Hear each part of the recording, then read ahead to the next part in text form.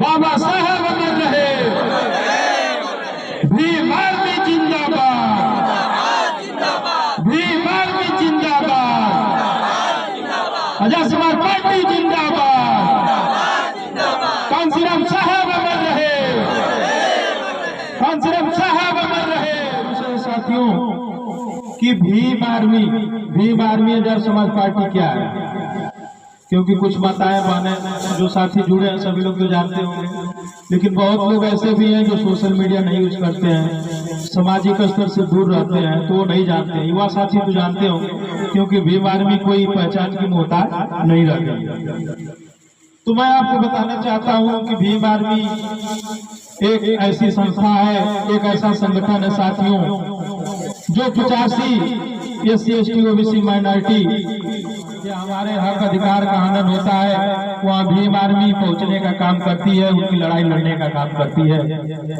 आप सभी जानते हैं कि कहीं भी कुछ भी होता है, यदि किसी भी भीम आर्मी के साथी को पता चलता है किसी के भी माध्यम से, तो सबसे पहले पहुंचने का काम कोई करता है तो भीम आर्मी आजाद समाज पार्टी के लोग करते हैं। इस समय आप देख रहे होंगे कि सत्ता पक्ष में बैठे लोग किस हिसाब से, किस तरह से हमारे अधिकारों का हनन करने का काम कर रहे हैं, हमारे अधिकारों को खत्म करने का काम कर रहे हैं। लेकिन उनको बचाने के लिए यदि विपक्ष की भूमिका में सबसे बड़ी कोई भूमिका निभा रहा हो तो बड़े भाई चंद्रशेखर आजाद जी। आप देख रहे होंगे कोई भी घटना होती होगी देश में, देश के किसी भी कोने में, देश के किसी भी कोने में, प्रदेश में, तो सबसे पहले यदि कोई पहुंचता है तो भीम आर्मी आजाद समाज पार्टी और बड़े भाई चंद्रशेखर आजाद और विनय रतन साहब।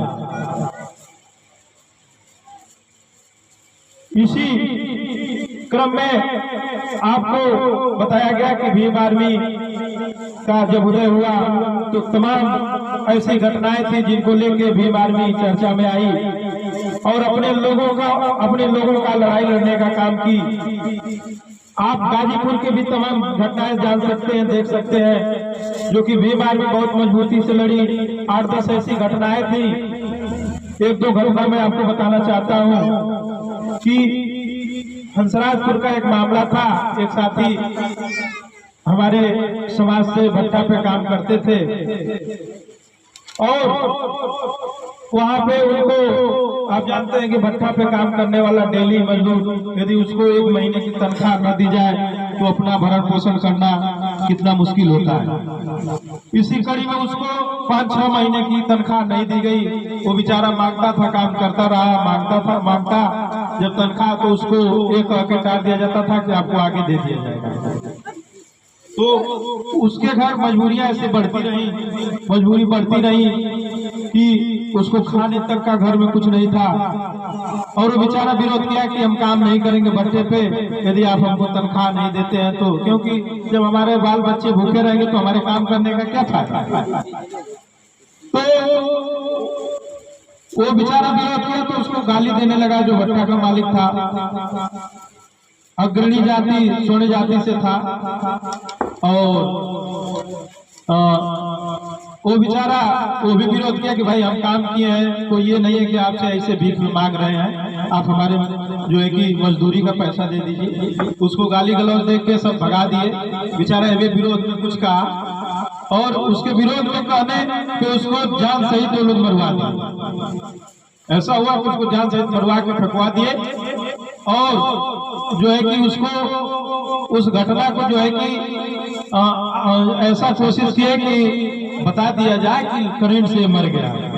ठीक है, करंट से मर गया। पुलिस आई, अपना फॉर्मेलिटी पूरा की, वो बोली कि करंट से मर गया। हमारे कुछ साथियों को पता चला, वो मौके पे पहुंचे, उन्होंने देखा कि दूर दराज तक तो यहाँ कोई पोल ही नहीं है, न कोई तार गया हुआ है, मरा कैसे। उसकी मिट्टी पोस्टमार्टम घर में थी, वहां से हमारे साथी जो है कि उस मिट्टी को उठा के DM कार्यालय के सामने धरना करते हैं और स्थिति ये रहती है साथियों कि उसको तत्काल में सरकार की तरफ से, प्रशासन की तरफ से 6 लाख रुपया और 5 बीघा जमीन जो है कि एक संघर्ष के दम पे भीम आर्मी यहाँ पे दिलवा दी। तो ऐसा नहीं है, ऐसी तमाम घटनाएं हैं, इधर भी तमाम घटनाएं हैं जिसको लेके भीम आर्मी जो है कि संघर्ष कर रही है। सभी नौजवानों, सभी माताएं, बहनें और जो भी बड़े बुजुर्ग पिता तुल्य हैं, आप सभी लोगों से विनम्र निवेदन है कि आप भीम आर्मी के साथियों से जुड़िए और उनका हौसला अफजाई करिए, उनके हाथों को मजबूत करने का काम करिए। जैसा कि आप आए दिन देखते हैं कि अभी कुछ दिन हमको लग रहा है 2 दिन की घटना है जो बिंद समाज के भाई को, धर्मेंद्र को मारा गया। क्यों मारा जाता है साथियों? हम लोगों को इसलिए मारा जाता है क्योंकि हम शासन में नहीं है, हम शासन सत्ता से दूर है, हमारे लोग जुडिशियल में नहीं है, हमारे लोग प्रशासन में नहीं है। कहीं न कहीं उनके ही अधिकारों का हनन होता है जो शासन में नहीं होते हैं, जो प्रशासन में नहीं होते हैं। शासन में हम कैसे होंगे? जब हम बटे रहेंगे तो नहीं होंगे ना। तो हमको एक होने की जरूरत है, हमको एक होकर और समझने की भी जरूरत है कि हमारे हक अधिकार की असली लड़ाई कौन लड़ रहा है और कौन केवल वोट के वक्त पे आता है हमारे पास और कहता है कि हम आपके हैं। बहुत लोग आएंगे और कहेंगे आपसे कि हम आपके हैं, कहते हैं कि नहीं चाचा? कहते हैं ना। बहुत लोग ऐसे हैं कि आते हैं और कहते हैं कि भैया हम तो हरे बाणी, लेकिन जब हमारे साथ जो है कि अत्याचार होता है, जोर जबरदस्ती होती है, हमारे अधिकारों का हनन होता है, तब वो हमारे लोग कहाँ रहते हैं? भाई ये भी तो है कि भाई आप केवल वोट के वक्त आएंगे हमारे पास, कि केवल वोट के लिए हम आपके, आप हमारे हैं, का बंधुआ मजदूर हो गए हम? तो साथियों ऐसा नहीं है। आप बुद्धिजीवी हैं, आप जानने वाले लोग हैं, आपको समझना होगा कि आपका असली लड़ाई लड़ने वाला कौन है, आपके साथ कंधा से कंधा मिला के असली चलने वाला कौन है, और आपको उन्हीं को वोट करना होगा। तो भीम आर्मी जो है कि आपके हर एक संघर्ष में आपके साथ है। यहाँ के तमाम साथी हैं, आप जिले के प्रभारी साहब हैं, आप मंडल से आए हुए हैं, विधानसभा अध्यक्ष जी हैं, आप सभी लोग यहाँ पहुंचे हुए हैं। सभी लोग आपको बताए हैं कुछ न कुछ कि भीम आर्मी किस हिसाब से आपसे जुड़ी है, आपके अधिकारों, आपका कहीं शोषण होता है तो किस हिसाब से आपका लड़ाई लड़ने का काम करती है। मैं भीम आर्मी आजाद समाज पार्टी के लिए एक जो है कि आपकी आवाज हूं मैं, आपकी आवाज हूं मैं, समाज सेवा मेरा इरादा, आपकी आवाज हूं मैं, समाज सेवा मेरा इरादा है, हर समस्या से लड़ूंगा आपसे, ये भीम आर्मी आजाद समाज पार्टी का वादा है, ये भीम आर्मी आजाद समाज पार्टी का वादा है।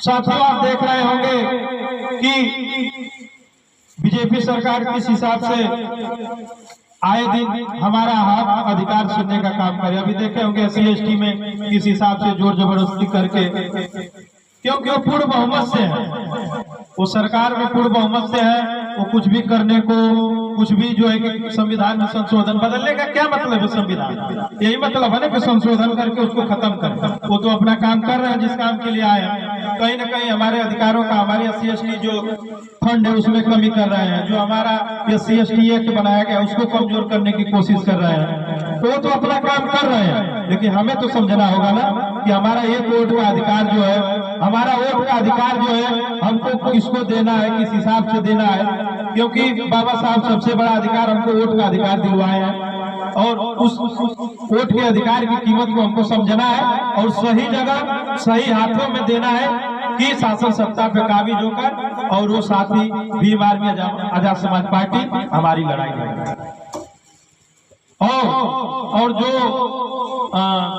कह लीजिए कि सोने का चम्मच लेके कुछ लोग पैदा हुए हैं, लेकिन भीम आर्मी जमीनी स्तर से संघर्ष करके, और पूरे भारत ही नहीं, आज का हमको लग रहा है ये समय है कि पूरे विश्व में यदि सबसे तेजी से और सबसे जो है कि प्रसिद्ध कोई संगठन भीम आर्मी आजाद समाज पार्टी जानने वाले लोग।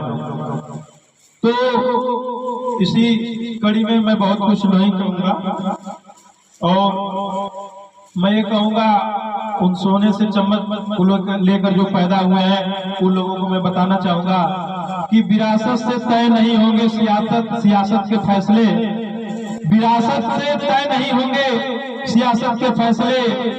ये तो उड़ान तय करेगी कि आसमां किसका है, आसमां किसका है। आप सभी बड़े बुजुर्ग माताएं बहनें, आप लोग यहाँ आए, हम लोगों को समय दिए, हम लोगों को सुने, इसके लिए मैं भीम आर्मी आजाद समाज पार्टी की तरफ से बहुत बहुत आभार प्रकट करता हूँ। और मैं अपने बातों को यही विराम देते हुए मैं अपने